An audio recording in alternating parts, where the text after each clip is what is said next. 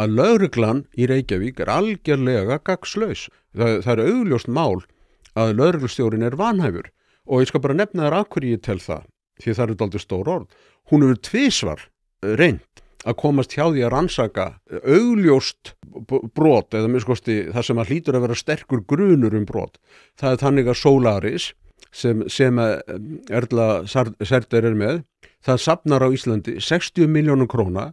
Það fer með það meira og minna væntanlega í reiðufé, ekki skilja nú hvernig bankin hefur lyft en það miðað við hvað við hinn þurfum að sæta ströngu reglum gegn peningaþvætti, en sleppum því í bili, fara með það í reiðufé þangað.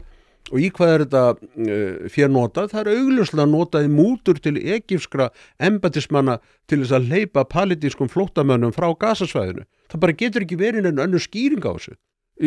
Og hvar bókhaldið? Hvert runnu þessar 60 milljónir?